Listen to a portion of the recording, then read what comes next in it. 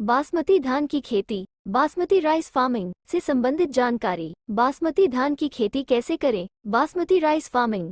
बासमती चावल की खेती करने वाले किसान भाई एक बात को जरूर जान ले कि धान की बिक्री के लिए बाजार का ही सहारा ले, इससे वो अच्छा मुनाफा कमा सकेंगे। 25% शेयर के साथ विश्व में भारत बासमती चावल का निर्यात करने में प्रथम स्थान पर है। भारत से प्रतिवर्ष तकरीबन 30,000 करोड़ से भी अधिक बासमती चावल का निर्यात किया जाता है। बासमती धान की अधिक उत्पादकता लेने के लिए किसानों को कृषि तकनीक का विशेष ज्ञान होना जरूरी है। इसमें विशेष किस्मों का चुनाव के साथ साथ उचित भूमि व जलवायु की भी जरूरत होती है।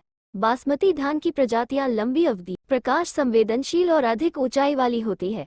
इन प्रजातियों से धान की उपज काफी कम हो पाती है, किंतु बासमती धान की नई उन्नत किस्मों को अधिक खाद व उर्वरक देकर अधिक उत्पादन ले सकते हैं।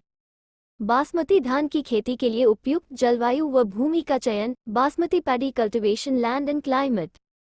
बासमती धान के पौधों को वृद्धि करने के लिए नम व गर्म जलवायु की आवश्यकता होती है।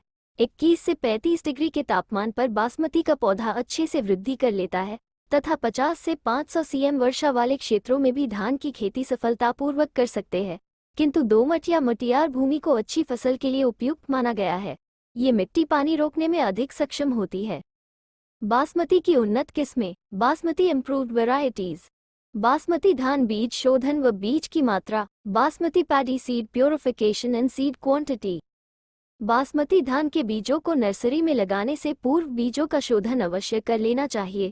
बीजों को जीवाणु झुलसा या जीवाणुधारी रोग से बचाने के लिए 40 GM प्लांटोमाइसिन या 4 GM स्ट्रेप्टोसाइक्लिन की मात्रा को पानी में मिलाकर उससे 25 किलोग्राम बीज की मात्रा को उपचारित करना चाहिए। इसके बाद छाया में सुखाकर नर्सरी में लगाएं। अगर आपके क्षेत्र में शुक्राणु झुलसा का प्रकोप नहीं देखने को मिलता है तो आप उन 25 किलोग्राम बीजों को पूरी रात भिगोकर दूसरे दिन 50 GM कार्बेंडाजिम या 75 GM थीरम की मात्रा को पानी में मिलाकर उससे उपचारित करें। इसके बाद बीजों को छाया में अंकुरित कर नर्सरी में लगाएं। बीज शोधन के लिए बायोपेस्टिसाइड का उपयोग करें। उन्नत किस्मों के आधार पर प्रति हेक्टेयर के खेत में 2530 kg बीज पर्याप्त होते हैं। प्रति किलोग्राम बीज की दर को 2 GM कार्बेंडाजिम की मात्रा से उपचारित कर बोना होता है। बासमती धान की पौध तैयार करना। Basmati paddy planting. बासमती धान की पौध को तैयार करने के लिए उचित जल निकासी वाले उपजाऊ खेत का चयन करना चाहिए। इसके अलावा सिंचाई का स्रोत भी करीब हो। 1 हेक्टेयर के खेत में लगने वाले पौधों को 700 वर्ग मीटर के क्षेत्रफल में तैयार कर सकते हैं। जल्द पकने वाली प्रजातियों के बीज की बुवाई जून के दूसरे हफ्ते में कर सकते हैं तथा मध्य जून में देर से पकने वाली प्रजाति की बुवाई करें। नर्सरी की मिट्टी में सड़ी हुई गोबर और कंपोस्ट खाद को अच्छे से मिला दे। इसके बाद खेत में पानी भरकर पलेव कर दे और 2 से 3 जुताई कर पाटा लगा दे। अब खेत में सामान्य ऊंचाई वाली क्यारियों को तैयार करें। बीज बुवाई से पूर्व 10 वर्ग मीटर क्षेत्रफल के हिसाब से 100 GM urea, 225 GM ammonium sulphate तथा 200 GM सुपर फॉस्फेट का इस्तेमाल करें। इसके अलावा आवश्यकतानुसार सिंचाई, निराई, गुड़ाई, रोग, कीट की रोकथाम के लिए उचित प्रबंधन करें। साथ ही खेत में जलभराव न होने दे।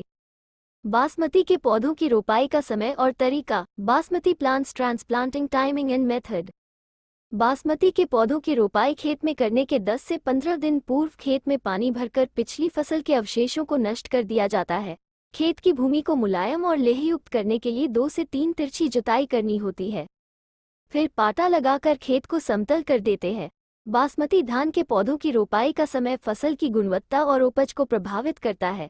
25 से 30 दिन पुरानी बासमती की पौध खेत में लगाने के लिए उपयुक्त होती है।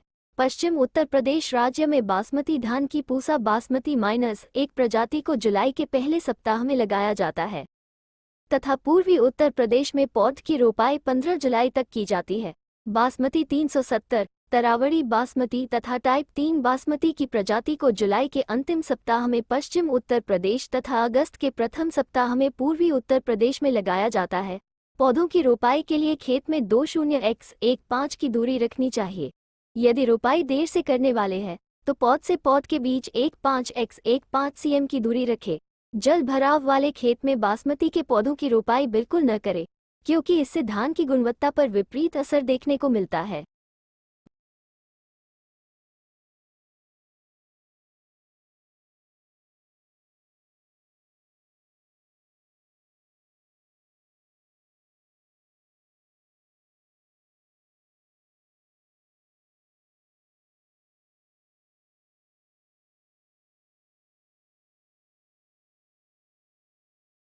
खेती से जुड़ी नई जानकारी के लिए हमारे YouTube चैनल को लाइक और सब्सक्राइब कर ले।